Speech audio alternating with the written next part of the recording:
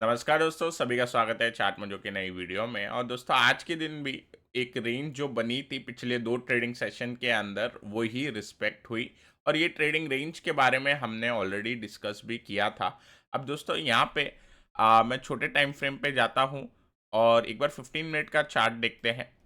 यहाँ पे अगर मैं देखता हूँ तो जो रेंज का हाई था आज टेस्ट हुआ, उसके उसको टच करके नीचे आया और रेंज का लो था वो भी टेस्ट हुआ।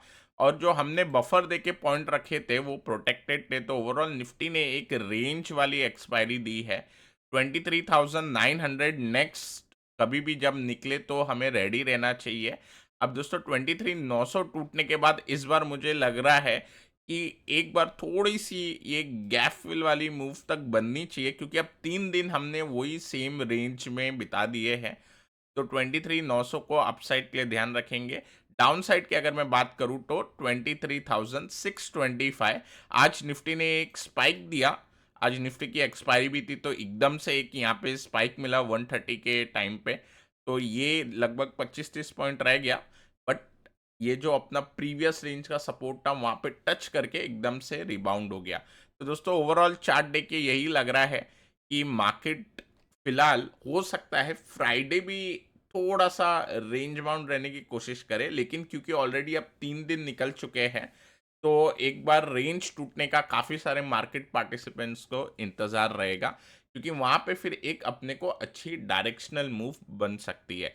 फिलहाल अभी कॉन्ट्रा ट्रेड टाइप हो रहा है मार्केट के अंदर रेंज के ऊपर और नीचे वाले लेवल पे।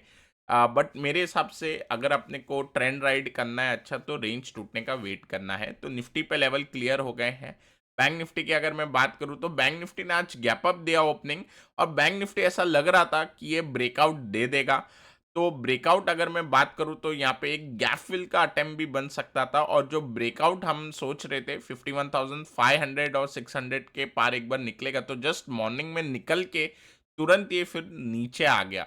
नीचे आने के बाद पूरा टाइम साइडवेज निकल गया।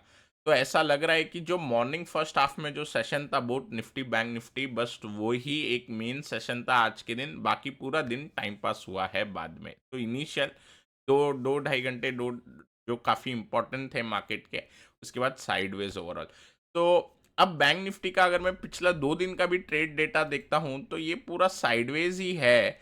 तो इतना उम्मीद अब बैंक निफ्टी से नहीं लगाऊंगा, क्योंकि निफ्टी पॉजिटिव बंद हुआ है और सबसे अच्छा मिड कैप निफ्टी ने रिकवरी दिखाई। एक मिड कैप निफ्टी ऐसा लग रहा था ब्रेकडाउन दे देगा। तो दोस्तों यहाँ पे अगर आप पैटर्न देखोगे तो एक्चुअली छोटे टाइम फ्रेम पे पेनेंट टाइप पैटर्न या सिमेट्रिकल ट्रायंगल पैटर्न का ब्रेकडाउन आज दे दिया था मिड कैप निफ्टी ने। तो ये एक बेरिश संकेत दे रहा था, बट मार्केट एंड में रिकवर हो गया, ब्रॉडर मार्केट एंड में रिकवर हो गए और घूम फिर के अब अगर मैं डेली चार्ट देखता हूं तो बंद हुए अपने वही सिमिलर बॉडी जो बनी थी मिड कैप कैंडल पे। यहाँ पे हम देख सकते हैं जो बॉडी जो हमें दिखाई दे रही है लगभग वही ओपनिंग प्राइस जो हम देख रहे हैं ये तीनों कैंडल का 57,200, 57,150 और आज भी लगभग 57,150। तो ऑलमोस्ट सेम प्राइस आ रहा है निकल के।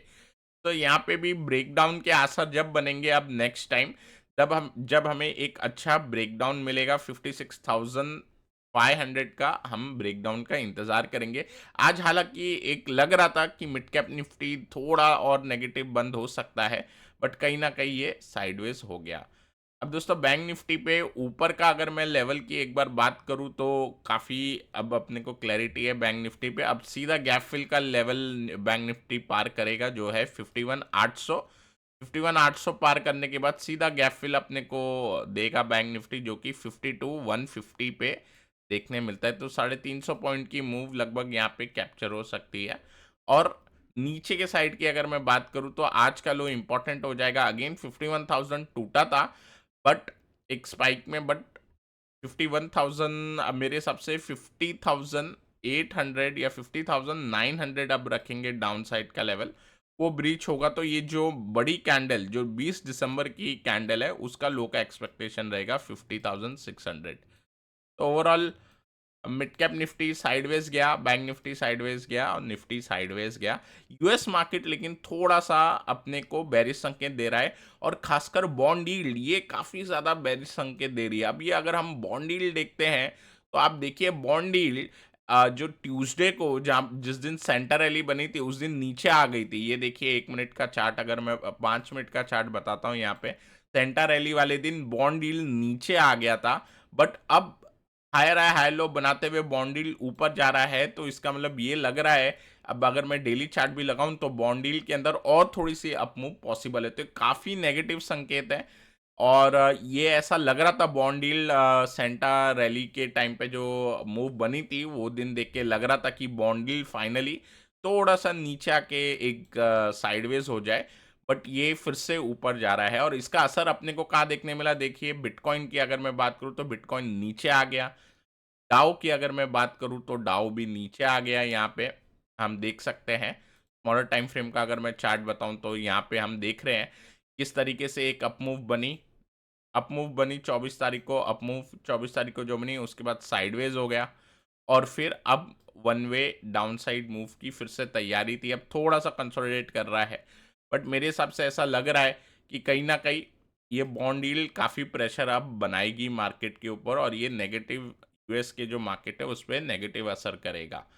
अब दोस्तों यहाँ पे की बॉन्ड डील बढ़ रही है, उसका अपने को इम्पैक्ट डॉलर इंडेक्स पे भी दिखाई दे रहा है। डॉलर इंडेक्स भी फिलहाल अपने को एक कंसोलिडेटिव रेंज से ऊपर ब्रेकआउट की तैयारी देता हुआ दिख रहा है। अगर हम देखें ये जो डोजी कैंडल बनी है इसका हाई 108.35 आ रहा है, ये अगर निकलेगा तो आई थिंक डॉलर इंडेक्स भी आज ब्रेकआउट देने की यहाँ पे कोशिश करेगा।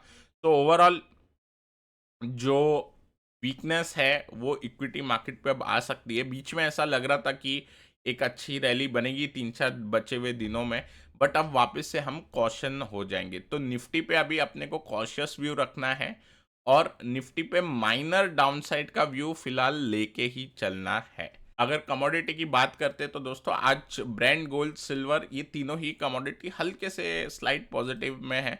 ब्रेंट की बात करें तो यहाँ पे ऊपर जा रहा है, बट मेरे हिसाब से ब्रेकआउट का अगर अपने को प्ले बनाना है तो 74.5 के ऊपर की क्लोजिंग मिले तब हम इसके ऊपर फोकस करेंगे। गोल्ड भी थोड़ा सा साइडवेज है और सिल्वर भी साइडवेज है। ओवरऑल मुझे लग रहा है कि अगर बॉन्ड यील्ड और थोड़ा स्पाइक करता है, जो कि ऑलरेडी 1% आज ऊपर है, तो इससे थोड़ा सा अपने को डैमेजिंग इम्पैक्ट देखने मिलेगा। इक्विटी तो नीचे जाएगा, साथ में थोड़ा कमोडिटी भी यहाँ पे अपने को नीचे जाते हुए दिखाई दे सकते हैं। और उस समय अगर हम देखें फिलहाल ब्रेंट, गोल्ड और सिल्वर तीनों ही थोड़ा थोड़ा सा ऊपर है, लेकिन अगर इसमें ब्रेकडाउन आता है तो आप बिटकॉइन के अंदर फर्दर फिर फॉल देखेंगे।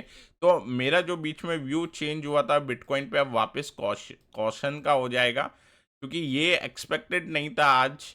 ओवरऑल जो हम देख रहे हैं मार्केट का जो बिहेवियर और खासकर बॉन्ड यील्ड जो स्पाइक हो रही है ये ज़रा भी एक्सपेक्टेड नहीं था। ऐसा लग रहा था कि बॉन्ड यील्ड साइडवेज होगी, बट अब स्पाइक हो रही है इस वजह से ये नीचे आ गया। तो अब हम इसको कॉशन ही रखेंगे बिटकॉइन को, और फिलहाल वेट एंड वॉच करेंगे, कोई ब्रेकआउट या ब्रेकडाउन के लिए वेट करेंगे। बिटकॉइन पे ब्रेकडाउन 90,500 या 90,000 के नीचे मिलेगा अगला। I think this is it for the day. I hope आपको ये वीडियो पसंद आया होगा, पसंद आया तो लाइक करें, नए हमारे चैनल पे सब्सक्राइब करना ना भूलें। Till then take care, I will meet you in the next video.